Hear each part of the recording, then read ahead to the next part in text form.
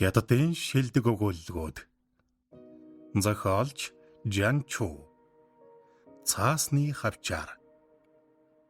Нэгдүгээр хэсэг.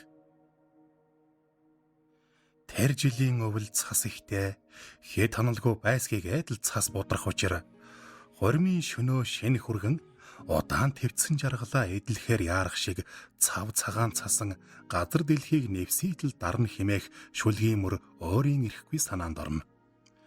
Жигво зочид буудлын лобби буйданд тохиолдсон суугаад олон жилийн өмнө уншсан шүлгээ санав. Өнгөрснөө санахад өөртөө итгэмгүй. Хүлээ авахын бүсгүйг хараад түүнд дөхөж очив. Нүд хөмсөх сайтай бүсгүйн духан дээрх сэвх гэрэлд тос туссан мэт үзэгдэнэ. Зочид буудлын захиргаа түүнийг хүлээн авахч болгосон нь угтаа алтаа байж. Бомбгор уруулаа хормын дотор хідэнтэй жумал зуулахад Жигво тэсгэл алдан гарт нь буу байсан бол бууныхоо хошиг уруул дээр нь гүйлгэж аманд нь шургуулж байгаад хэлийн тэмтрэх байлаа. Юмыг аж мэдхэв салаа хэлтэй чим билүү. Буудан дээр хэвтэх даацын уй хүрхэрнэ. Тэр ер нь хаач байсан гэртээ байгаа юм шиг тухтай унтаж сурсан ир. Бас болоогүй өмхийхийгээ гаргахад Жигогийн агууц хүрхийг яана. Хэд алхаад зочид буудлаас гарлаа. Цас хаялах цав цагаан орчинд нүд гялбахын учир эргээд доотгош оров.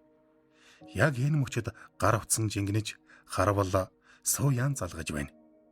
Дугаарыг хараад утасныхаа хавцыг хаачхав.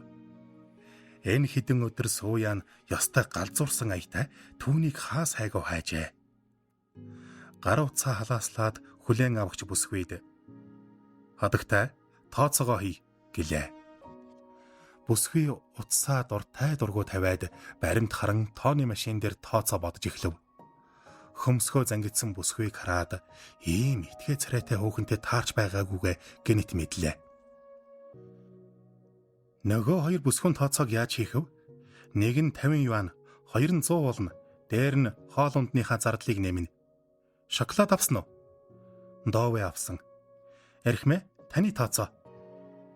Миний дагуулж ирсэн хоёр ажлаа хизээ дуусгавал би яаж мэдхэв? Би хаа сайтай залуус тэгж амархан тавихгүй байхаа. Гэтэл Жигво жигтэйхэн гайхав. Ийм бүсгүйн амнаас бас ийм үг гардгаа. Эгдүүч хүрэх шиг. Гар утсан дуугарсан ч анзаарсангүй. Утас ч дуугараад байна. Наад дууч нь Ванфэн чи жаргалтай бол би жаргалтай мөн үү? Сарын дараа Хонконы цэнгэлд хүрээлэн тоглоно гэсэн. Болдгсон бол онгоцон цуугаад Хонконг орж концертыг үзэх юмсан гэлээ. Чи жаргалтай бол би жаргалтай гэв үү? Эрэм хоёр амргийн жаргалд умбахыг ингэж хэлж болох юм. Бодвол Думбэн хоёр зочин Сичуаны бүсгүүчүүдтэй жаргаа юм болов уу? Ямар ч байсан 30-аад минут боллоо. Думбэгээс ирсэн нэг зочноо санав. Рэлс төмөр дамлаж зардаг тэр залуу чацтай, зүүн гар дээрээ гүрвэл баруун мөрөндөө өрсөлдөгчийнхөө чихийг хазах дуртай боксчин Холлифилдийн хөргийг шивүүлсэн. 3 гартай байсан бол Бен Ладны хөргийг бас шивүүлэх байсан биз. Гарын үсгээ зурчихъя, дараа хий гэж Жигво хэлэхэд бүсгүй. Манайх төлбөрөө шууд авдаг гэд нүүр өгсөнгүй. Чи саяхан ажилд орсон юм а да. Би Ли Жигво байна. Даргаа дуудаадах та гэвэл бүсгүй уруулаа шилэмдээд даргын хүүхэд өвчтэй эмнэлэгт сахиж байгаа гэлээ. Танай даргач нь настай эмэгтэй биздээ. Гэхэд бүсгүй хэн нэгэн рүү залгангаа бишээ гэв. Жигво арга буюу тооцоо хэлээ. Оросуудтай рэлс төмрийн 8 хийж хуурдсан хүзүүндээ гинжтэй Думбэн хоёр Сичуаны бүсгүүчүүдээс хизээ нэг салхвал. Хүүхэжиг унтаж байсан даацныг хараад хань алгав. Энэ мөчөд гаднаас Эрэм хоёр хүн орж ирлээ. Эрэгтэй нас залуу харваас эмэгтэйгээсээ дүүмэд. Хоёул Жигог хараад хүлээн авахчд дөхөж очлоо. Буудан дээр ундах даацын болоод Жигогийн дэрэгдүр явж өнгөрөхөд эмэгтэйгээс нь үнэртэй усны таатай үнэрс хийв. Жигво эмэгтэй нүдрөө зориуд ихцлэн ширтлээ. Жүржийн үнэртэй ус түрхжээ. Жан Сүүжи яг ийм ус түрхдэг. Сүүжи ажилдаа явхаас өмнө хүзүү толгой, гутал, суг, бөгж бочинзныхоо хормойд цацаж хуучин загвартай цүнхээ үрээд дугуйгаа жийсээр оддог. Үнэртэй усаа үргэлж түрхдэг болохоор сүүжийг санамгц журжийн үнэр санаанд ордог билээ. 2 дугаар хэсэг. Сууян зочид буудалд ирэхээс өмнө Жигогийн утсыг халтлан залгажээ. Салж өгдгөө түүний энэ занд Жиго хэдийн дасал болсон. Жиго түүнд гахай махыг зөөлөн гал дээр удаан чанавал амттай. Яарвал даарна гэж хэлэх дуртай. Ингэж хэлэхдээ халаасаа тэмтэрдэг. Жиго халаасандаа хэд хэдэн цаасны хавчаар хийж явдаг зантай. Хүнтэй ярихдаа түүнээсээ нэгийг гаргаж ирнэ. Олон жилийн өмнө нэг сэтгүүл дээр Америкийн уран зураач Луис Жудийн цаасны хавчаараар урлсан элсэн цаг, бүсгүй хүний хөх, гараа урагш сунгаж өрөөсөн хөл дээрээ тогтож буй балетчин охин, мод, бүрээ зэргийг олж хараад биширсэн юм. Түүний хувьд Америк хүнийг ингэж биширч байсан удаагүй. Бүтээлүүдийн үзээд түүнээс хойш савал хийвэл цаасны хавчаар барьж авдаг болсон. Луис Жудийг шиг урлагийн бүтээл хийх санаагүй ч амхандаа гарын ураа хөгжүүлэхийг хүсжээ. Гэлээч нарийнхан төмөр хавчаар тэн ихгүй зовооно. Оролцоор нэг харахад сар найч юм шиг, ахиад харахад байшин барилах юм шиг юун мэдэгдэхгүй дүрстэй болгох нь бий. Энэ мэд удаан хугацаанд оролцсны эцэст цаасны хавчаараар муугүй уралдаг болоод хүрз эсвэл охин хүүхдийн толгойн дүрсийг хитгэн агшинд хийдэг болжээ. Нэг удаа Сууянтай амаргийн жаргалд умбаж байхдаа хөх бөхсийг илж таалсангүй. Бүсхүйг амьсгаа даран түр амсхийх зур цаасны хавчаараар хүрз хийв. Ингээд тавиран сулрах оргил мөчөд харанхуйд гялтганах мөнөөх хавчаараар хийсэн хүрзээ базж дууж гаргалгүй дуусгасанд Сууян дээрэн сулдаан хөвтөөд чимээгүйхэн мэгссэн шүү дээ. Тэгээд чи надад хайргүй болчихж хүүхчин төрүүлээд би хог нов шиг хэрэггүй амтан болсон л доо. Ерөөсөө намайг тоохгүй юм. Ахаад өөр хүүхэнтэй болчихоо юу гэж урвгнаад гарт нь байсан цаасны хавчаарыг авч хаян нөгөө золвсон хүүхэн чинь чамайг хоргоосоор л байна уу хэмээн шалж билээ. Жиго өнөөх эрэм хоёрыг ажингаа сурсан зангаараа халаасаа тэмтжив. Эмхтэн царайлаг агаад нүрээ тун аятайхан будаад уруулаа ягаанаар өнгөлжээ. Ийм өнгөтэй уруулын будгийг үнссэн ч уулмар үлдээхгүй гэж сурталчилдаг шиг санагдана. Эмхтэн уруул боловсрсан энтоор шиг болцаана. Буудан дээр тухлан суугаад цүнхнээсээ тойл гаргаж нүдээ харандаагаар хүрээлв. Урт бошинцныхан цаанаас урт хөл бандгар өгцгөн мэдэгдэнэ. Хамт хива залуун түүнээс нүүц салгахгүй. Хоорондоо юу ч юм намуухан ярилцахад эмэгтэй байсгийгээд өөдөөс нь мишээн. Иймэрхүү үчээр эмэгтэй хүнийг яаж уярахад Жиго андахгүй. Залуу улмаар хүлээн авахчд өгөж ирээд Жиготай мөр зэрэгцэн зогсож "Өрөө би юу?" гэж асуухан дуулдав. Энэ хоёр ухтаа үйлчлүүлэгч хоёр юмсанж. Жиго цаасны хавчаараа оролдонгоо махан биеэ үнэлэх 8 ийхүү амжилттай өндөрлөж орж ирсэн хоёр үн хөлсөө тохирлсныг ойлгов. Хүн арх уугаад согтдог бол би харин ч сэргэх юм. Хичнээн уусан ч согтно гэж байхгүй шүү гэж бодлоо. Жиго Думбэгээс ирсэн хоёр зочинтой 3 шил үүлэн арх хоосолжээ. Думбэ нутгийнхантай олон жил найзалж нөхөрснийх хахир хатуу уур амьсгалтай энэ газрынхныг хүндэлдэг болсон юм. Думбэх нь наргиж цэнгэгтэй маргаж мэтгдэггүй, 8 хийхтэй шулуун шудраг юмыг ил тод ярьдаг. Энэ удаа рейс төмрийн 8 хийж ууж идэхтэй мөнөөх хоёр хэдийгээр үн ханш ярилцаагүйч Жиго тэднийг боломжийн үн санал болгоно гэдгийг мэдэж байлаа. Жиго дотроо бодолтойч тэр бодол нь аянга цахилах мэт толгойд нь харван орж ирэх бүрийд яагаад ч юм бэ айгуурхан арзс хийн. Өршөөгөөрэй, өрөө алга гэж хариулах бүсгүй уцаа тавиад та хоёр хүлээж байхгүй юу дөө? 5-10 минутын дараа өрөө гарна биз гэлээ. Энэ зочид буудал хөл ихтэй хотын төвөөс зайдуу буйдхан газар аятайхан байралтай учир хүмүүс ирэх дуртай. Залуу санаа алдаад эмхтэйдээ өөр газар очих уу? Өрөө байхгүй гин. Энд хүн ихтэй байдгийг чи мэдэн дээ гэхэд эмхтэй мэшээх төдий хариу барив. бие эмнэлэгч хүүхнүүд Мона Лиза шиг учир битгүүлэг инээмсэглэхдээ сурамгай. Энэ зур Жигва цаасны хавчаараа оролцсон хэвээр. Тэр төмөрчин хүнд баймгүй савхан цагаан хуруутай. Ядам хуруу нь дунд хуруунаас ялимгүй урт. Энэ л гараараа улсын үйлдвэрт лан нэрийн хэдэн мянган хөрс цутгаж, ёсон эмэгтэй хөх гарынх нь аясаар халж норсон цавийг ээлж базаж явлаа. Одоо харин өөрийгөө цэнэн зогсно. Хөрзний үйлдвэрийнх нь 8 зогсон байдалтайч одохгүй сэргэн гэдэгт өчүүхэн ч эргэлдсэнгүй.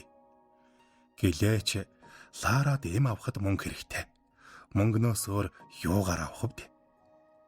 Даацын эвшээж сэрээд хажууд нь суусан Эрим хоёрыг хараад жигтэйхэн гайхаж, "Бүсгүй, цай авъя. Ангаж өгөх нь. Нөгөө хоёр яасан гарч ирээгүй юм уу?" гэж дуу өгсөн ч Жигва хариу хэлсэнгүй. Цаасны хавчаараа атгаад, "Энэ бол эмэгтэй хүний царай. Шулуун хамартай, бомбор уруулаараа ялдамхан үг хэлж байгаа эмх хүн. Гэхдээ эмэгтэйн ирүү ялимгүй урагш төрсөн шовх. Энэ эмэгтэй Жан Суйжи юу? Сууян уу? Эсвэл дуу цоонтой хүлээн авахч бүсгүй юу?" гэсэн хачин бодолд автан, "Энэ гурвын аль нь ч биш. Энэ бол миний охин Лара. Цонхгор царайтай, аутизмтай миний охин Лара. Эмээр л амьд яваа Лара. Хөөр химэн 16 шүү дээ. Доове шоколад, спермент бохин дуртай Лара. Зүрхний төрөлхийн гажиг, баруун зүүн ховдлын цусны урсгал нь удааширсан, зүрхэн салгандаг миний муу охин Лара. Ганц охин минь шүү дээ" гэж гаслан шаналв. 3 дугаар хэсэг. Даацинд цай авчирч амжаагүй байтал шатаар хөлийн чимээ дуулдаж нэг эмэгтэй бууж ирлээ. Мэдэхгүй хүн бол юунд гомдоо вэ гэмээр мэгшин уйлна. Бошинцныхоо цахилгааныг бүрэн татаагүй бүсгүй цагаан бэлхүүс цухиж харагдана. Хүн гэж боддгоо хачин улс юм да гэсээр гутлаач хэрсхийн цуваа өмсөж энгэрээ хумаад, сая тэднийг анзаарч хүлээн авахч бүсгүйд, "Би явлаа. Маалид намайг явчихсан гэж хэлээрэ. Болгоомжтой байгаарэ. Хүн гэж хэлэхэд хэцүү улс байна" гэд гарлаа. Эмэгтэй дайвисхийн алхасаар хаалга нээж гарахад нүүр нь улаа бутарсан думбайн зочин бууж ирээд Жигва руу даллан Даациныг тамхиар дайлав. Даацин тамхиг авч хасаагаад, "Юу болов? Зүгээр үздэ" гэж асуувал цаадах нь, "Зүгээрээ" гэд тамхи сорж, "Үзээгүйг аль үзлээ" гэсээр Даацины чихэнд нэг юм шивнэхэд мань хүн хөхрөөд Жигвад дөхөлөө. Даацын даргаа хүндэлдэг. Зочин нь тэдний найдвартай түнш учир ахиж хүүхэн олж өгөх үү гэж асуух гэжээ. Гэвч дарга нь болж буй бүхэнд дургуутж байгаа нэлт. Думбайн зочин Даацинд юу гэж шивснийг мэдэхгүй ч эгдүүн хүрчээ. Жигва уурлаж байвал янзгүй их мушийдэг. Даацын ч үүнийг сайн мэднэ. Тиймдээ зочныхоо өдөөс маасааж, "Ахаад нэгийг авахгүй юу дөө" гэвэл Жигва зочны мөрөн дээр алгадаад, "Үзээгүйгээ үзээд тэсгэл алджээ. Эрх хүн дасан да" гэд инээв. Ингээд Жигва уцаар ярьж буй хүлээн авахч бүсгүйд дөхөж очлоо. Бүсгүй тэдэнд дургуутж байгаа нэлт. Эмэгтэй хүнийг ингэтэл найлгадаг үйлчлүүлэгчтэй таарч байгаагүй юмсан ч. "Оршоогоорой. Үйлчлэх хүн алга да. Та нар өөр газар очсон дээр болов уу?" гэд түрүүн орж ирсэн Эрим хоёроос, "Өрөө суларчлаа, орох уу?" гэж асуулаа. Энэ мөчөд Жигвогийн утас ахаад, "Чи жаргалтай бол би жаргалтай" хэмээн жингэнэв. Утасных нь хонх ямар дуутай болохыг Жигва сая л мэджээ. Суу янэл тохируулсан доо. Царай муутын туйлатлаа бас их зантай гэж бодоод ирсэн зочиндоо, "Одоохон танаа ихчийн чин дугаар хэлвлээ" гэвэл зочин нь, "Хэрэггүй. Би ерөөсө буудлын руугаа явлаа. Ер нь бодоод байхад манай Думбайн батхтай хөөхнүүд хөөхөх юм байна" гэлээ. Жигва мөрөн дээр налгадаад түрүүн орж ирсэн Эрим хоёрыг ширтэн утасныхаа дууг хааж эмэгтэй өөдөөс даллавал, "Та юм хэлэх гээ юу?"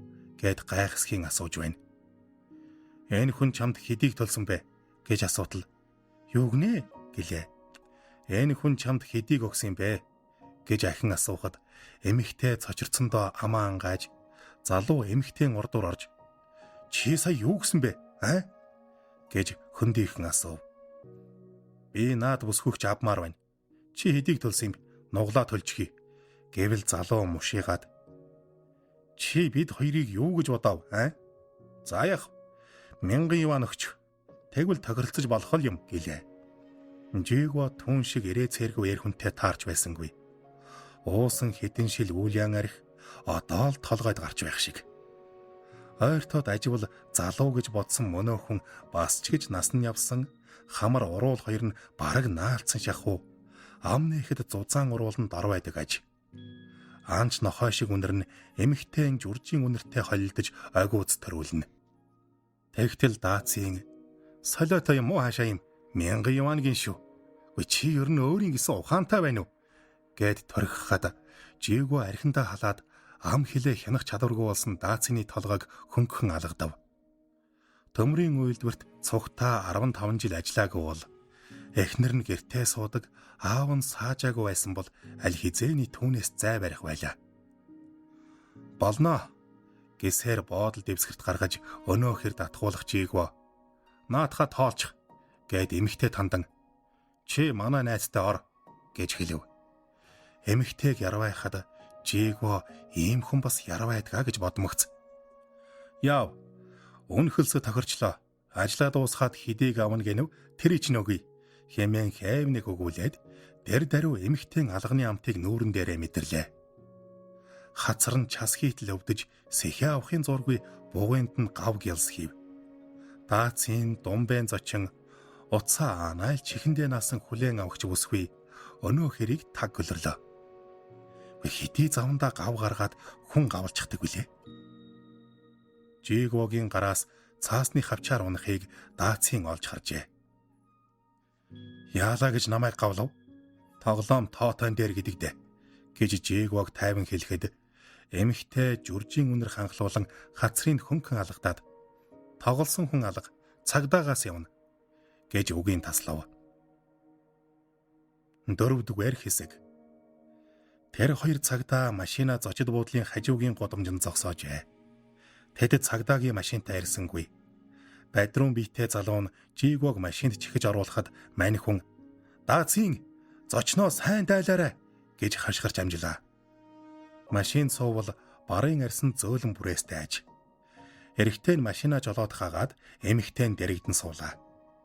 Бүхээгт халсан хаймар ханхалсанд Жигво тэсгэлгүй ханиав. Толгой сэргэж урагш харвал эмэгтэй эрэгтэйг налаад юу ч юм шивнэн. Жигвоч баларлаа гэж санав. Жирийн машинтай явааг нь бодвол эргүүлийн цагдаа биш нь тодорхой. Ажаад байвал энэ хоёр дотн харилцаатай гэмээр. Эрэм хоёр цагдаа болцож явсан болов. Зочид буудалд орж ирсэн байр байдал нь ажил үргээ гүйцэтгэж буй шинжгүй байсан та. Амаргүйч шиг өрөө авъя гэсэн. Жигва уусан архиныхаа их үнэрийг авахад машин хөдөлж галт тэрэг хэдийн зорчгоо байлсан төмөр замд хүрэхэд эмэгтэй хаалгаа нээж өсрөн буулаа. Эрэгтэй нь "Такси бариад явчих. Задгай мөнгөтэй юу?" гэвэл цонхны цаана эмэгтэй царай тодорч үзэгдээд Жигва түүний мишээж буйг олж харав. Эмэгтэй альчуур гаргаж амаа арчаад уруулын будгаа арилгалаа. Түүн шиг ягаан уруулын будаг түрхдэг бүсгүйчүүдийг Жигва үздэггүй юм. Эрэгтэй машина жолооцоор өргөн чөлөөнд гарав. Цагдаагийн хэлц рүү яарсан шинжгүүн дээр хөгжмөө тавьжээ. Цэцэг тасрын бүсгүй дуу ихшгэлэхэд Жигва гайхсхийв. Цагдаа яриг Цүзяны дунд дуртай гэж сансангүй. Араас нь Зясын сян улаан тугийн доорх өндөг ихшгэллээ. Цастай жавартай өдөш цагдаад гавлуулан явахдаа хүнд рок сонсно гэж даанч төсөөлсөнгүй. Ийхүү хоёр эр цахилгаан гитар, цан, бөмбөрийн дуунаар урагшлав. Цагдаагийн хэлц өнгөрсөн ч машинын зогссонгүй гэж Жигва анзаарлаа. Удалгүй ахаад нэг цагдаагийн хэлцийн пайц гялсхийн өнгөрөв. Жигвогийн толгой ингэнэж цагдаа чухам хайчих гэж явааг мэдсэнгүй. Хуурцаг эргэж дуусахад тэссэнгүй. "Чи хаанхын цагдаа вэ?" гэж асуувал өнөөх нь эргэж хараад инээс нь төдий. Хуурцгаас сольж тавихад гадаад дуу ихшгэлв. Эмэгтэй хүн сүмийн дуутай төстэй уянгалаг дуу дуулна. Энэ аянд дуртай юм. Дуртай л байх учиртай да. Гэвэл Жигуа толгой сэгсэрлээ. Би чамайг таны шүү. Чамайг Лю Жигуа гэдэг байхаа. Бичгийн нэр чинь хуруу, тийм ээ? Хуруу мөн биз дээ? Гэж мөнөө хэрийг намуухан өгүүлэхэд Жигуа гайхчран толгой төхөв. Гавтай бугын өвдөн. Гараа халаасандаа шургуулж цаасны хавчаараа авах гэсэн боловч хэд оролдоод бүтэх юм биш.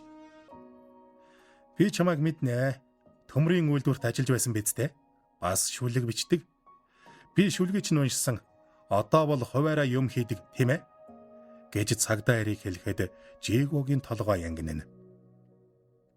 Би ахлахангид ороод чиний шүлгийн төврийг авч байсан юм. Дотор хавцсанд нь чиний бүдэгхэн зураг байсан. Одоо харахад нэлээн овор сууч шүү гэж халаглаад. Тэгэхэд би орондоо ороод 2 шүлэг уншаад унтдаг байж билээ. Уншихгүй бол найр хүрэхгүй. Гэхдээ байна. Би тэр үед шүлэг найраг гэж илэрч яваагүй бол аль хэзээний их сургуульд орох байсан.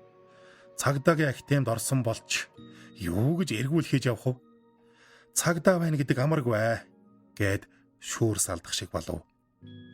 Жигуа түүний царайг хараагүй учраас харамсаж байгааг нь гадралсан төдий. Тийм үү гэж хариу асуугаад чи намайг ер нь хаашаа бачих гэж байна гэвэл хариу өгсөнгүй. Гарвцсан дуугарахад арга буюу санаа алдлаа. Лара утасдж байгаа нь лав. Охин нь орой 10 цагийн үед залгадаг. Жигуаг эзгүй охин нь унтаж чаддаггүй. Утсаа авч болох уу гэхэд болохгүй. Баригдсан хүнийг утсаар яриулдаггүй гэсэнд Жигуа дуугарсангүй.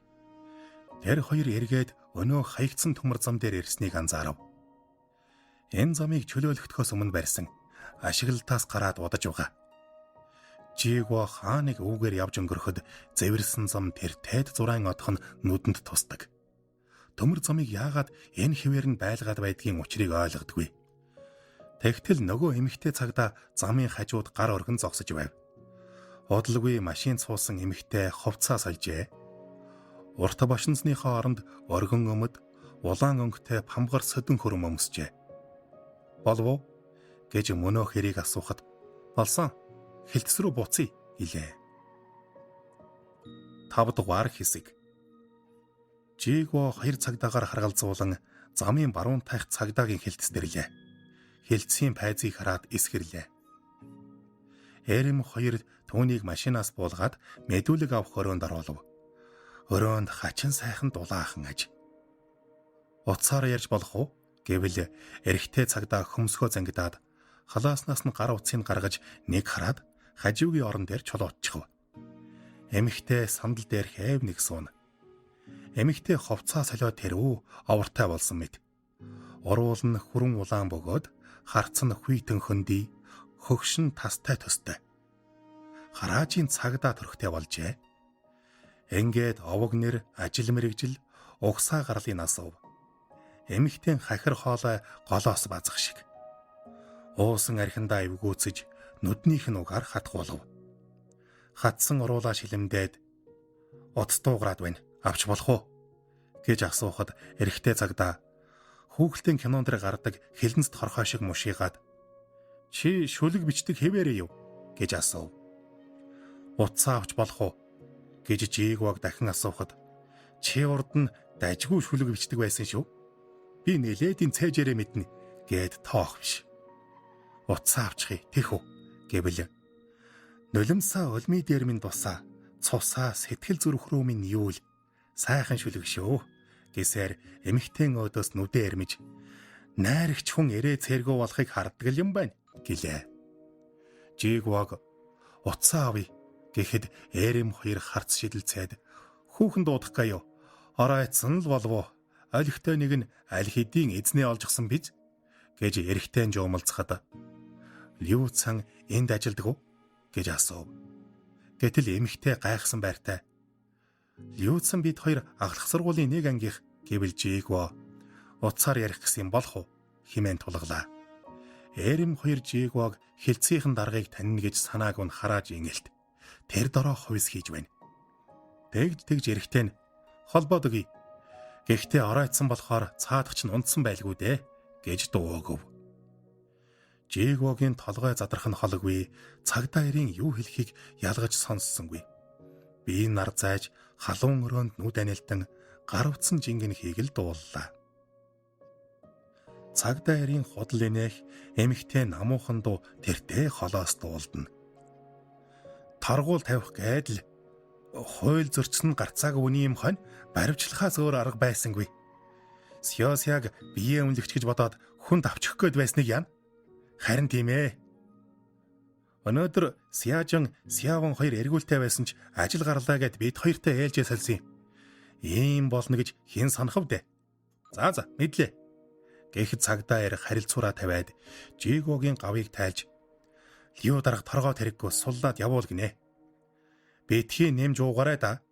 Ахиж хэрэг өдөөв гэж байна шүү" гэсэнд Жигво хариу хэлсэнгүй. Гар утсаа аваад тэндээс гарч мод налаад бөөлжөв.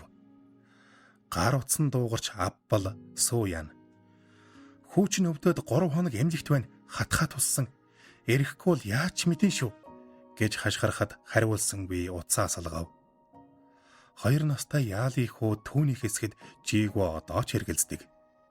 Сууян ширээний хүүхэн байхдаа гойлог биетэй, уян налархай, зүсэн зүйлийн эрсийг зугаацуулж том жижиг төрөл бүрийн эргэтэн амталж үзсэн. Дөч хурч чалхан буурсан түүнийг тоосон нь ямар учиртай вэ? Үнэн дээр дурлаж хайрлсан юм гэж юу? Сууян Лараг үхээсэ гэж хүсдэг нь гарцаагүй. Лара үгүй бол Жигво Жансүжигээс салан шүү дээ. Жигво эхлээд гэрээдээ залгав. Гарын салгалж гар утсаа чихэн мөр хоёрынхон завсар хавчууллаа. Жансүжи утсаа авч байна. Хоолойн чичирж байсанд гайхалтгүй. Нөгөөх töгээл байна уу? Яахаа хэлээч? Битгий намайг зовоо. Лара байгаагүй бол өнөөдөр суу эмчтэй уулзсан. Лараг удахгүй байх гэж хэлсэн. Чи Лараг үхээсэ гэж хүсдэг биз дээ? Би мэднэ. Чамд ямар хүний гих сэтгэл байх биш. Би бүгдийг мэднэ гэж тасалдсан дуугаар шивнэхэд хэрүүлхийх чадал алга. Би чамтай муудалцъя гэж боддгоо шүү дээ гэвэл Жансүжи дуугаа хураав. Сүжи уйлж байгаа нь мэдээж. Эхнэр нь энэ мэт нүдэ ширэгтэл олон жил уйлж яваа. Сүүлийн үед нулимсан ч гарахаа байсан. Жигво эхнэрийнхээ гуниг хурсан царайг харах бүрийд залуугийн дүрм тодордог. Тосгоны залуус тутраг хураахад Сүжиг ажилд сайн болохыг олж мэдсэн юмдаг. Бүсгүй өмдөө шууж, эрээн булчингаа гаргаад дэрэгдэн тутраг тасалж байдагсан. Эхнэр нь тэр үед сэргэрхөхтэй, туранхай, инээдхөр цалигсан тоглоом наадамд дуртай бүсгүй байлаа. Инээхтэй хамраа үрчилгэн царай муутай болдгоо ч мэдэхгүй. Түүнд нь Жигво хамгаас илүү татагддгийг ч гадарлахгүй явсан та. Би үнэндээ л ядарч байна. Тэсэхгүй. Нэрээ шүү. Тэвчиж чадахгүй гэж эхнэрээ шивнэхэд хариу хэлсэнгүй. Оролдож байсан цаасны хавчаараа охин хүүхдийн дүрстэй болгож уруулын тэмтэрнэ. Энэ охин үг хэлэхгүй нь харамсалтай. Уг хэлдэгч болоосай гэж бодоход нүд нь чихтэв. 6 дугаар хэсэг. Жигво цагдаагийн хэлтсийн хажуугийн гудамжны үзүүрт тэр эмэгтэйтэй таарчээ. Хөвөнтэй том хөрөм өмссөн эмэгтэй шонгийн гэрэлд хан налан тамхи татна. Гараа даллах шиг болсонд Жигво дөхөөд очив. Эмэгтэй харц гэрэлд өөрчлөгдөж нэг биш хэд хэдэн эмэгтэй өмнө нь зогсох шиг санагдсан нь хачирхалтай. Ойр тоод онигор нүдтэй болохыг анзаарав. Даарсандаа уруулан чичирнэ. Янжуура долоовор дунд хурууныхан завсар хавчуулаад Жигвог өөд уруугүй ажин "Чи даарч байна уу?" гэж асуув. Тэр хоёр нэлээд удаан амаргалжээ. Цагдаагийн хэлтсийн хажууханд янхны газар байна гэж Жигво төсөөлсөнгүй. Эмэгтэйг Думбэн хоёр зочиндоо авч өгье гэж сансан ч бодлоо өөрчилж хувцаа тайлах зур эмэгтэй босгосон буйдангаа хэвтүүлж ор болголоо. Жигво эмэгтэйн царай зүсийг тогтоож харсангүй. Эмэгтэй өмд аймсын тайлж цээжийн үнсээд "Туранхай юм аа" гэсээр айжмаар хэвлэрүүн доошлоход Жигвогийн амьсгаа өндөрсөж эсэргүүцэх гэж оролдов. Ингээд эмэгтэйг доош нь харуулж угаад араас нь хүчтэй дүрэхэд би ингэж хийх дургүй, өөрөөр хий, нохоо шиг муухай гэдг нь гээд эргэлээ. Жигвог сэхэ авч амжаагүй байтал эмэгтэй түүнийг дээш нь харуулж хэвтүүлээд дээр нь гарч суув. Халамтсан аятай хөдөлж эхэллээ. Уруул нь хүрэнджээ. Сууянтай хачин адилхан юм гэж дээр гарах дуртай нь хүртэл адилхан шүү. Хувцаа ирж ойр орчноо тэмдчихв. Хувцсыг хаашаа шидчихсэн юм бол. Базаад хайчихсан сонин олоод дэлгвэл эмэгтэй царай өмнө нь тодрох шиг. Эмэгтэй хүүхэлдэйн театрын утсан хүүхэлдээтэй төстэй гуйхаас нь машинд дайруулж хавтгаарсан мэт үзэгдэх хагаад амьсгаад нь нааш цааш хөдлөхөд сонин дээр Английн тусгай албаныхан Бен Ладныг алав. Лондонгийн мэдээ Английн хэвлэлүүдийн мэдээлснээр тус улсын тусгай албаныхан Бен Ладныг Афганы уулсын нэгэн агууд нуугдж буй хэмээн таамаглаж байна. Английн Sunday Post сонинд бичснээр Талибаны зүүн өмнөд нутгийн Кандагарын уулархаг бүсэд тулж байсан тус улсын агаарын цэргийн тусгай албаны албан хаагчид Бен Ладны талынхантай халз тулалдаж Английн талын 4 цэрэг шархаджээ. Тусгайгийнхан олзны хүнээс Бен Ладен 2 цагийн өмнө тэр газраас зугтсан тухай олж мэдсэн байна. Английн тусгай албаныхан Бен Ладен буудал цаан эхлэмэгц зугтсан байна гэж мэдээлжээ гэж бичснийг уншлаа. Сонин тавьбал утсан дуугарав. Эмэгтэй сэхэ авч чи өвчтэй юм уу хаашаа гэж асуухад чи хийж илвэ битгий тоо гэсэнд эмэгтэй ахаад л нааш цааш хөдөлж эхлэв. Жигво хийлдэг супер эмэгтэй гэсэн гарчгийг уншлаа. Энэхүү хийлдэг супер эмэгтэйг Америкт үйлдвэрлсэн дээд зэргийн чанартай материалтай эмэгтэй хүний бие галбиртай тун төстэй хэлбэртэй урдаас хөдөлж чичирдэг гэх мэт нэмэлт үйлдэлтэй таатай мэдрэмж төрүүлдэг хүний арсыг санагдуулан материалтай чичирхийлэх хэмнэлийн өөртөө тааруулан тохируулах боломжтой хийлээд өрөөнд тавьж болно. Жин 1 кг үн 1680 юан. Жигво сонинг базаж шидээд дуусвуу гэж асуувал эмэгтэй ховцсон өмсөд өөдөөсөн ширтэн. Чи галзуу юм уу? Сэтгцэн эмчид үзүүлсэн чинь дээр байхаа. Наад юм чинь боссон хэрнээ чиний их биш юмшгэл байх юм. Ханаж чадхаа байчихсан юм уу? Гэж санаа зовсон байртай асуув. Хэдэв гэж хариу асуухад өөрөө л мэд гэлээ. Жигво халаасаа уудлаад байсан мөнгөө өнөөх цагдаад өгснөө санав.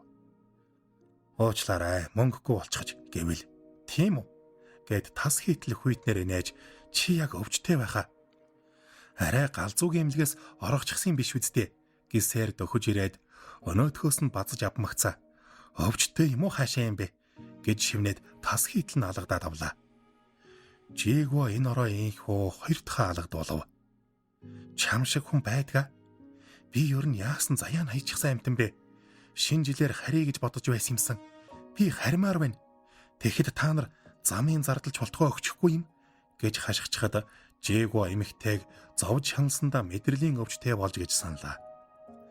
Эмэгтэй халаасын тэмдэрхэд эвгүүцэж энгэрийнх нь халаасанд байсан болор зүйлтийг гаргаж ирэхэд боль гэж огцом зандарвал цаадхан зог тусаад уудлаг бие хөхрөв.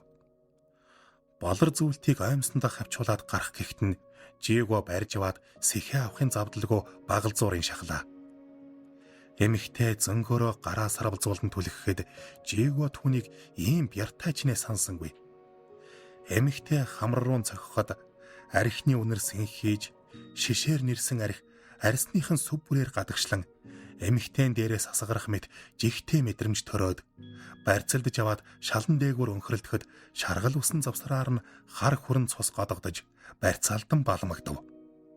Уг нь эмэгтэйг айлгая гэж сансанч өөрөө жигтэйхэн айсан нь энэ. Эмэгтэй түүний хөлн завсар мөнөөх болор зүйлтийг атгсан чихтэй амьгүй могоо мэт сулдаан унлаа. Зүйлтийг оймсондоо хавчуулсан байтал хэдий заванд авчихдаг вүлээ. Зүйлт хэдий дөрвөн юаны үнэтэйч Жигвогийн хувьд нандин эд. Тэндээч авч үлээгээд дуссан цусын долоо. Ларагийн өгсөн бэлэг шүү дээ. Эмэгтэй огцог руу өшгөлвөл загас шиг гулжгнаад эргээд хөдөлгөөнгөө боллоо. Энэ хүн ахиж эрчүүдийг зайдлахгүй нь лав. 7 дугаар хэсэг. Гадагшаа гараад Эрим 2 цагдаатай эргээд таарав. Эрэхтэй нь даллах шиг болсон ч Жигва хүн эндүрчээ. Цаг орой болсон тул хосхууд гадуур зугаалахгүй нь мэдээж. Тэр 2 цагдаагийн хилцгийн нэг өрөөнд жаргаж хэвтээ биз. Үгүй бол харьсан чим билүү хэн мэдлээ. Санаа алдахад амнаас нь уур савсна. Думбын 2 зочин үнэхээр азтай юм гэж. Энэ орой тэднээс нэгмэр салахаар төлөвлөж байснаа санав. Тэр 2 Жигватай 8 хийхээр тохирч гэрээ байгуулад 200 мянган урчилгаа өгсөн шүү дээ. Харин Жигва тэднийг цааш харуулахын тулд хүчнийхэнтэй холбоо сүлбэтэй гэгддэг нуус байгууллагынхныг хөлсөлж 30 мянгаыг урьдчилж төлсөн. Гэтэл өдгөө түүний доторхоосорч ёр юу ч хийх хүсэл төрсөнгүй. Чадахгүй дээ биш, хүсээгүй дээ л тэр. Гар утсаа нээж мод налан нүдэ анив.